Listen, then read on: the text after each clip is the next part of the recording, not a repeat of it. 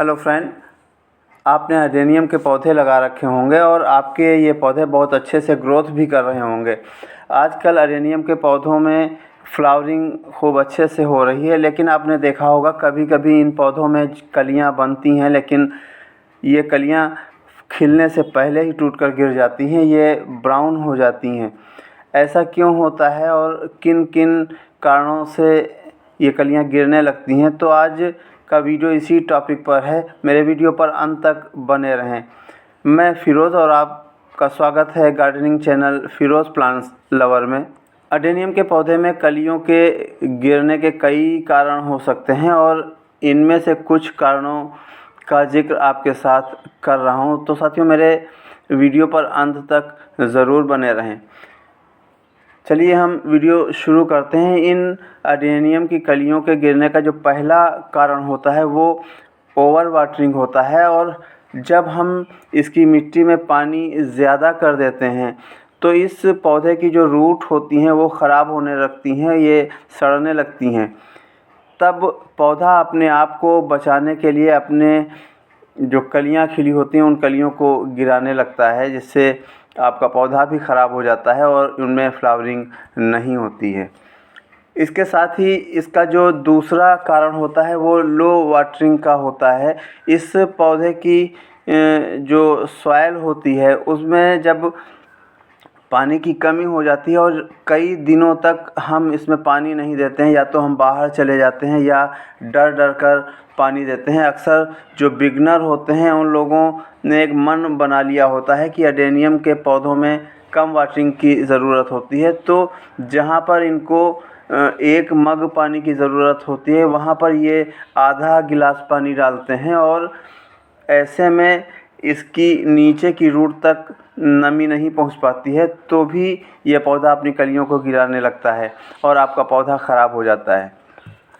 तीसरा जो कारण होता है इन पौधों की कलियों का गिरने का, वो किसी इंसेक्ट का लग जाना है। अक्सर आपने देखा होगा इसकी जो न्यू ग्रोथ होती है, ऊपर का जो हिस्सा होता है उसके आसपास एफिड्स लग जाते हैं, मिलीबग लग जाते हैं। इसकी पत्तियों के नीचे मिलीबग लग जाते हैं और हम इन पर ध्यान नहीं देते हैं। धीरे धीरे ये वहाँ से हटकर इसकी कलियों के निचले हिस्से पर लग जाते हैं और आपके पौधे की कलियाँ गिरने लगती हैं, वो ब्राउन हो जाती हैं। इन पौधों में कलियां गिरने का जो चौथा कारण होता है वो इसमें माइक्रो न्यूट्रिएंट्स की कमी के कारण होता है। इसमें जो पोषक तत्व होते हैं वो पर्याप्त मात्रा में इस पौधे को नहीं मिलते हैं और उसकी वजह से भी ये अपनी कलियों को गिराने लगता है।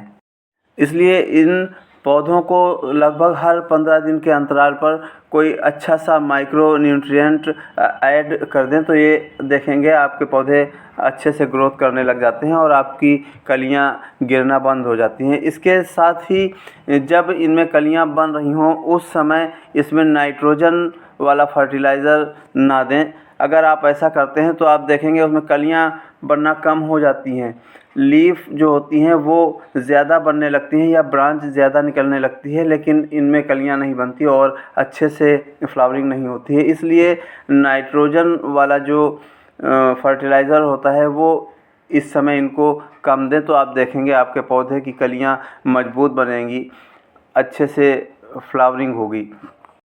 इसके साथ ही जो पांचवा कारण होता है अडेनियम के प्लांट में कलियों के गिरने का, तो वो टेम्परेचर होता है। जब भी टेम्परेचर 40 या 40 से ऊपर पहुंचता है उस समय तेज़ धूप से, तेज़ गर्मी से भी इन पौधों की कलियां झुलसने लगती हैं और वो फिर गिरने लगती हैं। इसके अलावा जब टेम्परेचर बढ़ता है तो आपने देखा होगा जो फ्लावर खिलते हैं वो भी जल्दी से सूखने लगती हैं, उनकी किनारियां झुलस सी जाती हैं और पानी की कमी जल्दी जल्दी होने लगती है, जिससे आपके पौधे का कॉर्टेक्स जो होता है वो दबने लगता है। कलियां खिलने से पहले ही गिर जाती हैं और ब्राउन धब्बे उस पर पड़ जाते हैं। तो ऐसे में आपको चाहिए कि इन अडेनियम के पौधों को बहुत तेज़ गर्मी में, जब बहुत ज़्यादा टेम्परेचर हो उस समय इसको आधे दिन की धूप में रख दें, और जब धूप की तेज़ी थोड़ा कम हो जाए उस समय इसको फुल सनलाइट में करें, तो आप देखेंगे आपके पौधे अच्छे से ग्रोथ करेंगे। इसके अलावा अडेनियम के पौधे में कलियों के गिरने का एक कारण और होता है, ये छठा कारण शावरिंग है। जब हम इन पौधों को पानी देते हैं उस समय हम क्या काम करते हैं, पाइप से या हजारे से जब हम पानी देते हैं तो ऊपर से इसको शावर कर देते हैं, इसको पूरा नहला देते हैं और उस समय कलियां बन रही होती हैं, फ्लावरिंग खिल रही होती है। और जब ये पानी कलियों के ऊपर रुकता है, पत्तियों के ऊपर रुकता है, फ्लावर्स की पत्तियों के ऊपर, तो ये ब्राउन धब्बे इस पर पड़ने लगते हैं और इस कारण से भी इनमें कलियां गिरने लगती हैं। तो ध्यान रखें जब भी आप शावरिंग करें इन पौधों पर तो फ्लावर वाली जगह पर, जहाँ पर कलियां बन रही हों, जहाँ पर फ्लावर खिल रहे हों, उस जगह पर शावरिंग ना करें। और जो ग्रीन पत्तियां होती हैं अडेनियम की, उन पर नीचे के हिस्से पर आराम से आहिस्ता आहिस्ता से सावधानी के साथ शावरिंग कर दें। तो आप देखेंगे आपके पौधों के जो फ्लावर हैं, जो कलियां हैं, वो सड़ने नहीं पाएंगे, उस पर ब्राउन ब्राउन से धब्बे नहीं पड़ेंगे और वो गिरेंगी नहीं।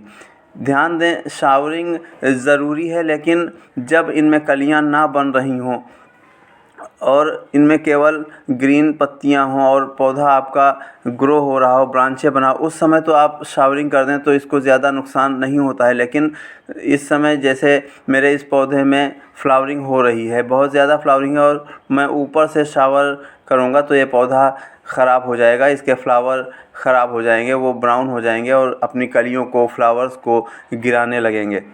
अडेनियम के पौधे में कलियां ना गिरे, इसलिए इन सभी बातों का ध्यान रखना होगा। इस पर समय समय पर इंसेक्टिसाइड का स्प्रे करना होगा।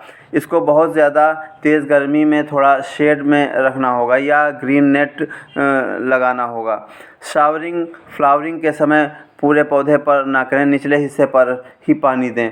इसके साथ ही बहुत ज़्यादा इसको पानी की कमी ना होने दें और इसके साथ ही इसमें पानी ज़्यादा भी ना होने दें, जिससे आपका पौधा कलियां नहीं गिराएगा और अच्छे से ग्रोथ करता रहेगा। उम्मीद करता हूँ ये मेरा वीडियो आपको पसंद आया होगा। फिर मिलूँगा ऐसी ही एक अच्छी जानकारी के साथ। तब तक के लिए धन्यवाद।